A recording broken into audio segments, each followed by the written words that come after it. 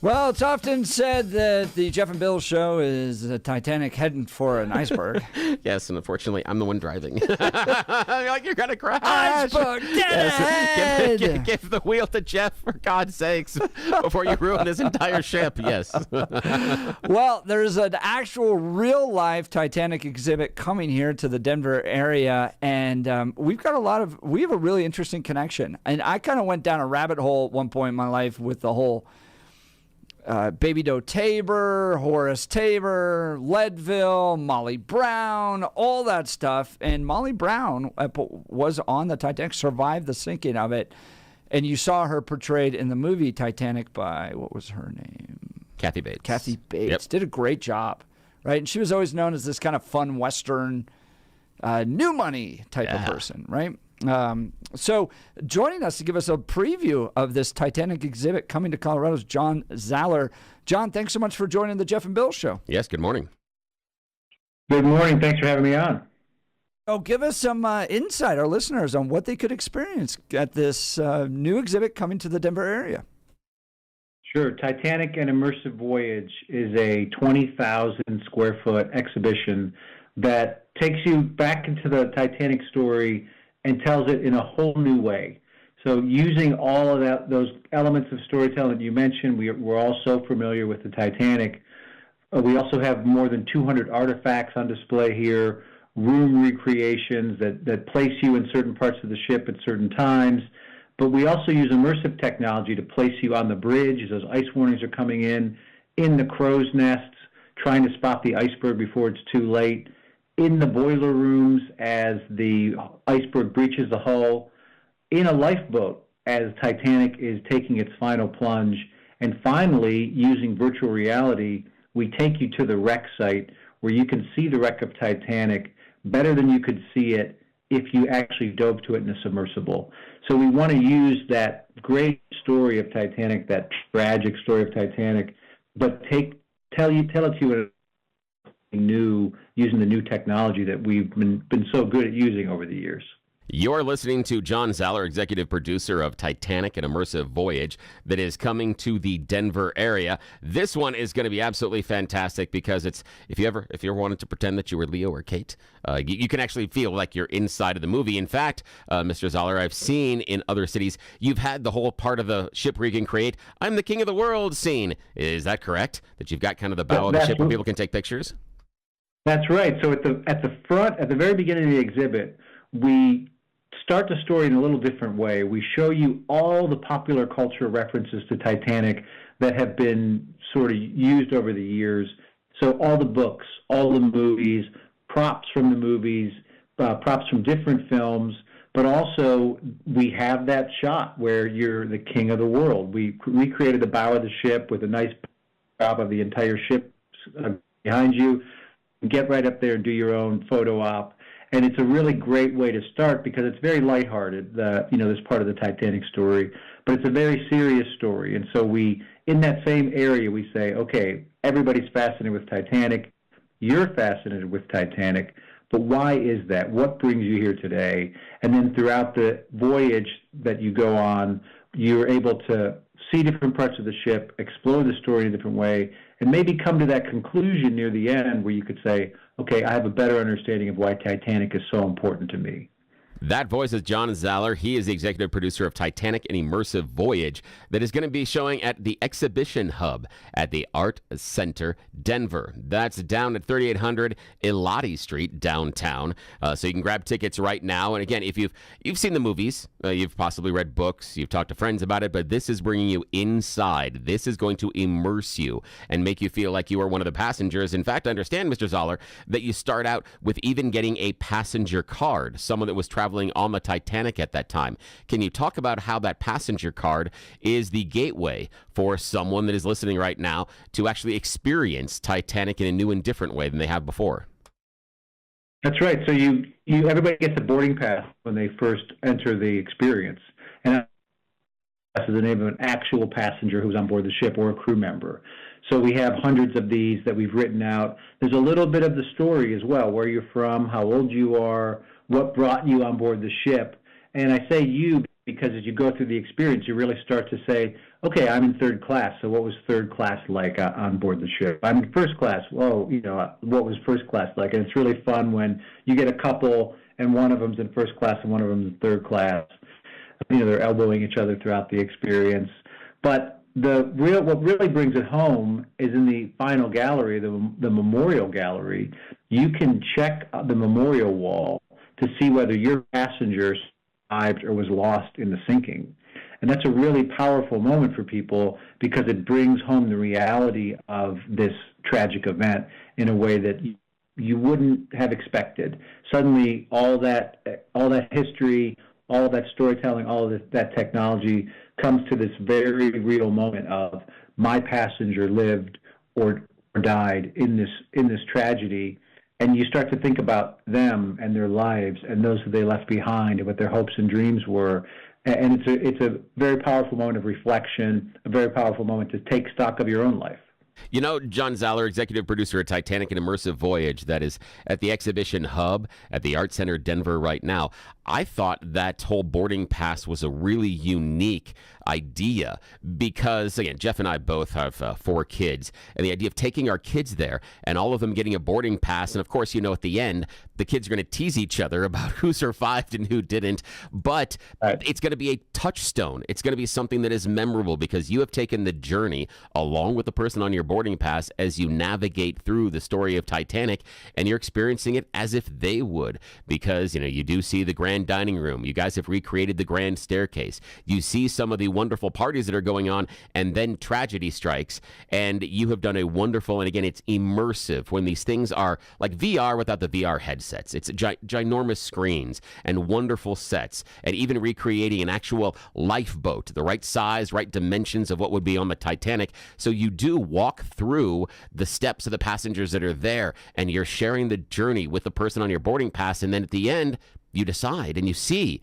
did they survive or did they not? But again, that's a moment in which it allows you to take that memory and that journey with you beyond the experience of just inside the museum. I think it's a really interesting way to bring someone into the story of Titanic that I haven't seen or experienced some way before. Well, thanks for that. And really it's, we have all this incredible technology which really does help aid the storytelling.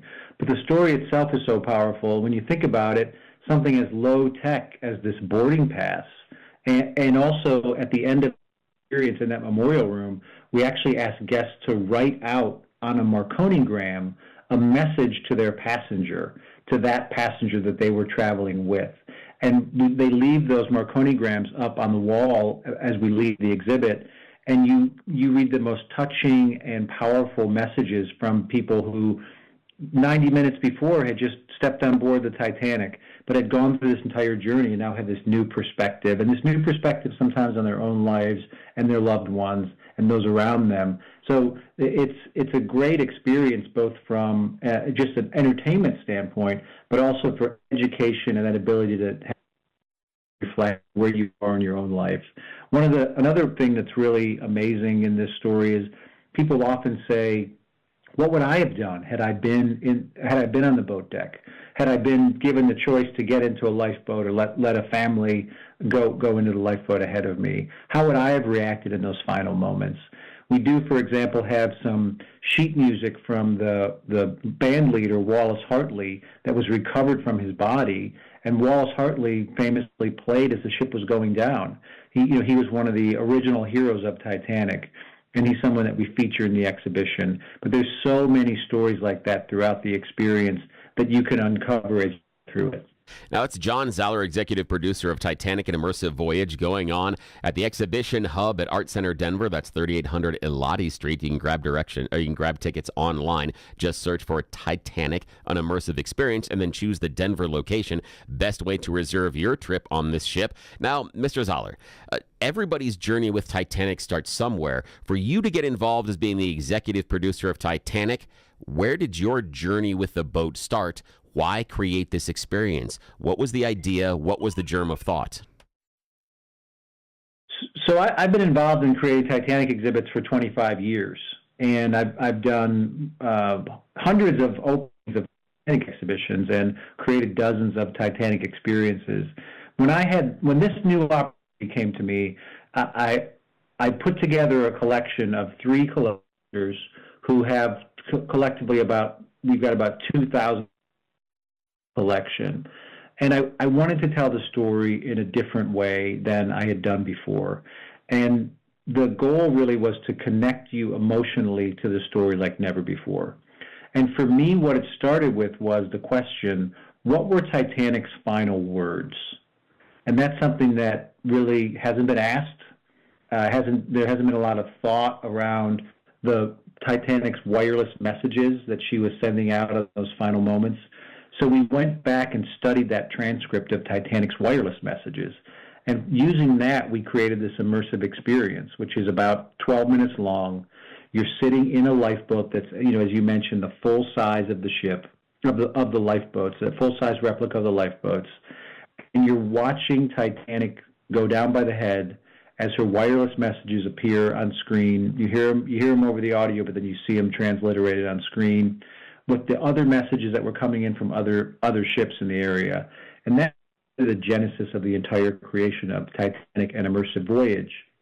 And from there, we spread out the story. We said, okay, how do we broaden the lens on this so that you're not just sitting in this lifeboat? How did we get here and what happened after? So we tell the story of Titanic's construction, the construction of her sister ships, Olympic and Britannic. We also tell the story of the rescue of the passengers from the Carpathia. We have artifacts from the Carpathia. We tell the story of the additional recovery efforts made by the Minia and the McKay Bennett. So we have artifacts from those ships as well. So we've really tried to do our best to broaden the lens here to make this story as comprehensive as possible. And I do have quite a few Titanic enthusiasts who've been to the exhibit. They tell me it's the best one they've seen, and some of them tell me it's the best exhibit they've seen. So it's a real feather in the cap for the entire team that was part of creating Titanic and Immersive Voyage. Yeah, I would say, like, to parents or even someone that has a significant other and they're not really a history buff or something, this is a way to get them engaged that I've never seen before. Now, Mr. Zaller, executive producer of Titanic and Immersive Voyage, you talked about the number of exhibits and things you've been involved with the Titanic. Why? How did Titanic take a hold of a young John or a John in his formative years? What was it about Titanic that has grabbed you, held on to you, and you've done so many exhibits? What's the reason? I just want to know where that curiosity started. Well, for me, so I was always a fan, fascinated with the Greek and Roman myths, especially the Greek tragedies. And Titanic is the Greek tragedy of our modern era. It's a story that no matter how many times you come back to it, there's always a new lesson to learn. And it's a story that as you get older, there's different lessons to learn. So you can learn something about Titanic when you're a kid, and we do see a lot of fascination with kids who, it seems like it's dinosaurs and then it's Titanic. There's so many facts around Titanic that you can learn when you're young. But then as you get older, you get into your formative years, you get into your 20s and 30s, there are other stories on board the ship. There are love stories on the Titanic, and there's stories of heroism, there's stories of bravery, there's stories of how the ship was built, how the ship was managed, that take you, really grab you at different ways depending on where you are in your life. And then there's that big lesson or that big moment of the overconfidence of humanity in the face of nature that is dealt this incredible lesson of humility by the hand of fate. And that's really what sums up that Titanic story in a way that continues to fascinate us and still feels a little unreal because of the way it's written out in actual time, that there was this unsinkable ship that was sailing on the North Atlantic with a captain who was the most familiar person with the North Atlantic, that struck an iceberg in the middle of the night, while the Californian was within 20 miles of it and could have saved everybody on board, but didn't hear the messages properly, and then leading to the loss of 1,500 people and only 700 surviving. Those 700 not knowing if they were going to make it through the night because of how cold it was, and the Carpathia coming across the horizon like a deus ex machina to save those people who were in the lifeboats. So just that little context in and of itself is is a fascinating story that can be unpacked forever. But then all of the stories inside of Titanic continue to reveal themselves and teach us more at wherever we find ourselves in our lives at any time. That's John Zaller, executive producer of Titanic, an immersive voyage that's now where you can purchase tickets if you go to expo-titanic.com. That's expo-titanic.com. And then click on Denver and get tickets for this really immersive experience taking place here in Denver, Colorado. Now, I connected to Denver with Molly Brown. Help our listeners understand who the unsinkable Molly Brown was. So Molly Brown is, in a lot of ways, she is the Titanic story. I mean, she certainly is in Denver, but she really is this incredible symbol of the resilience of the Titanic passengers. She was born in Missouri, moved to Leadville, made her own way there, and was working when she met J.J. Brown. He was a ambitious miner who thought that there was something else in those silver mines that had been closed down. He had a sense that there was gold in there. He got some funding. Turned out he was right, and Molly and JJ suddenly were incredibly wealthy, very wealthy. Molly had always been somebody who supported those less fortunate, those in need, supported the arts, was a big advocate for women's rights as well. And so with her newfound wealth, she continued to build on that spirit that she had of helping those less fortunate. She also did enjoy the riches that they benefited from, so they did a lot of traveling. And Molly was traveling around Europe when she heard the Titanic was setting sail from Cherbourg.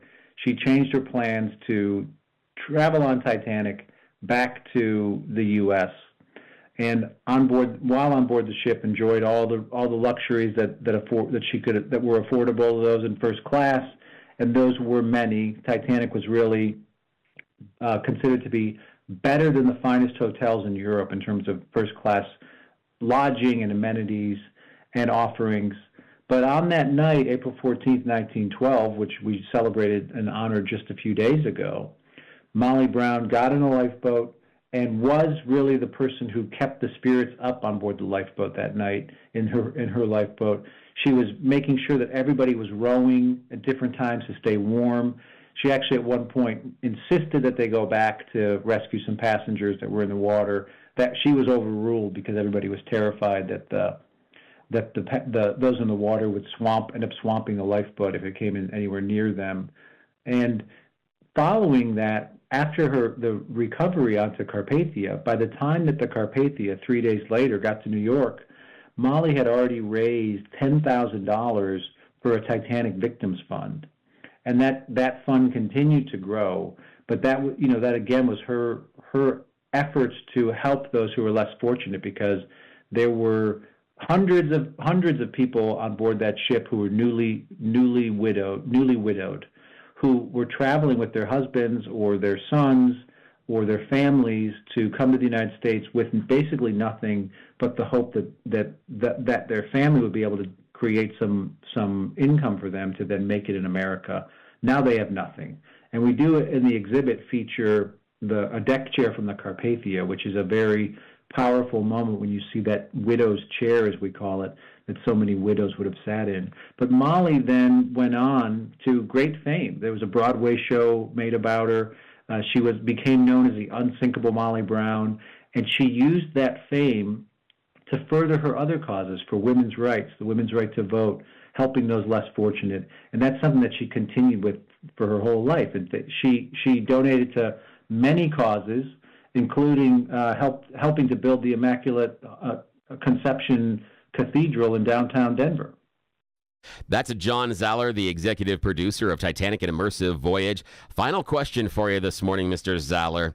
Okay, you've set up the exhibit. What is the part of the exhibit that you keep coming back to? The part that is, I hate to say your favorite, but the part that you feel most impactful.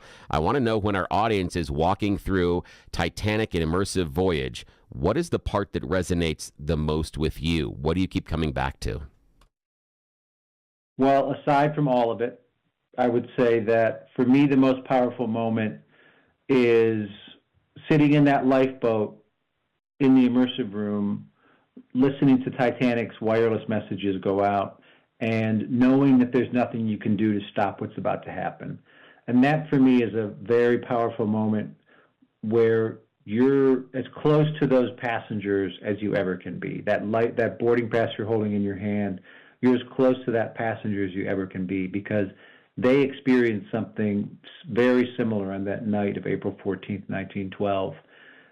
I'm going to also add that, for me, another powerful moment tied with that is when you do the virtual reality experience and you dive to the wreck of the Titanic, you see the ship, the bow section of the wreck, as though you're actually there.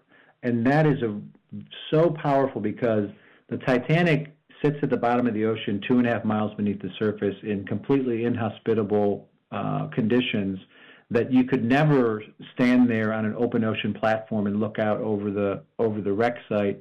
And it sits there as this last silent witness to the tragedy.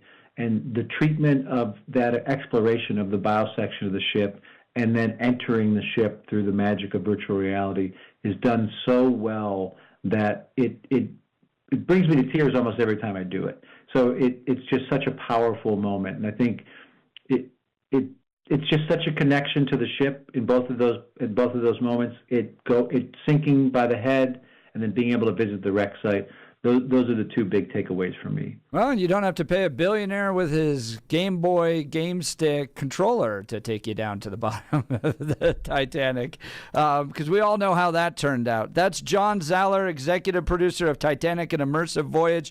You can get tickets. It's coming here to Denver. Go to expo-titanic.com, expo-titanic.com. Great thing. This is one of those few things where it transcends all generations, right? Yeah. Grandparents, yourself, and the kids all enjoy a time together. John Zaller, thank you so much for taking time to join the Jeff and Bill Show. Yes, thank you. Thanks, guys. Really enjoyed it. Hey, folks, want to